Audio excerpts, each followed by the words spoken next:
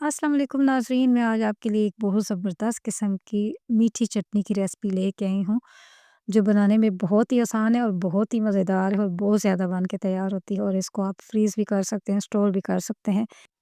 इसको हम फ्रूट चाट, चना चाट, समोसों के साथ, समोसा रोल के साथ, स्नैक्स के साथ खा सकते हैं। बहुत ही ज़बरदस्त रेसिपी है और ये ऐसे भी आप खाएँ, बहुत ही ज़बरदस्त इसका टेस्ट है और इमली और खुबानी से मिलकर बनती है ये चटनी। तो चलिए बनाना स्टार्ट करते हैं।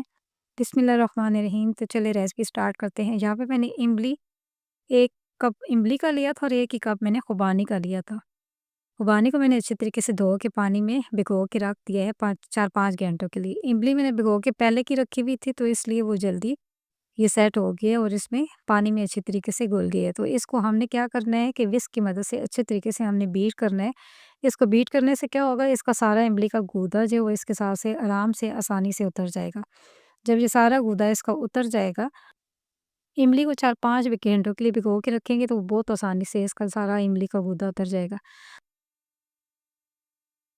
अब यहाँ पे हमने लेना है, एक बाउल लेना है तो उसके अंदर छन्नी रख के तो वो सारा इमली जो सारी जो हमने विक्स की मदद से उसको मिक्स किया तो वो सारा इसके अंदर डाल के विक्स की मदद से उसको हिलाते जाएँगे तो सारा वो जो इमली का जो पल्प होगा वो सारा बाउल के अंदर चला जाएगा और इमली की गुठलियाँ जो होंगी वो अलग हो जाएँगी और बहुत आसानी के साथ हो जाएँगी।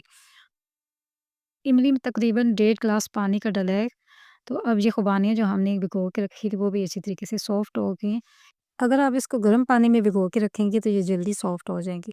अब इसको मैंने ग्राइंडर में डाल के अच्छे तरीके से पीस लेना है 1 ग्लास पानी का डाल के।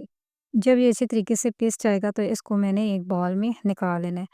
अब एक पतीला लेना है तो पतीले में मैंने इस सारे मिक्सचर को डाल के जो इमली वाला पानी था वो भी इसमें डाल देना है और इसमें मैंने 1.5 कप के करीब तकरीबन गुड़ मैंने डाला है।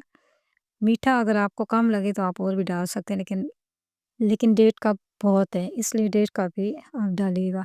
अब हम इसको मीडियम आँच पे पकाएँगे बॉयल आने तक। जब बॉयल आ जाएगा तो आँच हमने इसकी बिल्कुल लो कर देनी है और लो आँच पे हमने उतनी देर पकाना है जितनी देर में ये थिक नहीं हो जाती। जैसे ही ये इमली थिक हो जाएगी तो ये देखें, हमने इसको बहुत ज़्यादा थिक नहीं करना, क्योंकि ये ठंडी हो जाएगी ना तो मज़ीद और थिक हो जाएगी। जी बस हमारी चटनी रेडी है।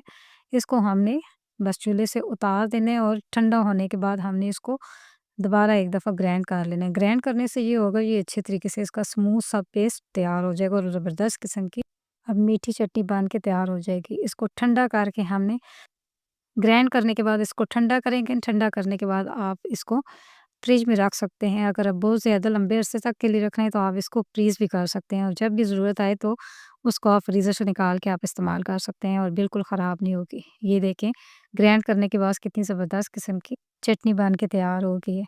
वीडियो अच्छी लगी है तो उसको लाइक कर दें, फैमिली फ्रेंड के साथ शेयर कर दें और चैनल को सब्सक्राइब करना ना भूलें और कमेंट्स में बताएँ कि आपको ये मेरी रेसिपी कैसी लगी है। ये इमली की चटनी जब अच्छे तरीके से ठंडी हो जाएगी तो आपने इसको बोतल में डाल के फ्रिज में रख देना है इस्तेमाल कर रही, और बाकी जो चटनी बचेगी उसको आपने किसी किसी भी ढक्कन वाले डिब्बे में डाल के आपने इसको फ्रीज़र में रख देना है। फ्रीज़र में जितना अरसा आप चलाना चाहें चलेगी, बिल्कुल ख़राब नहीं होगी। जब भी यूज़ करनी हो उसको निकाल के आप इस्तेमाल कर सकते हैं।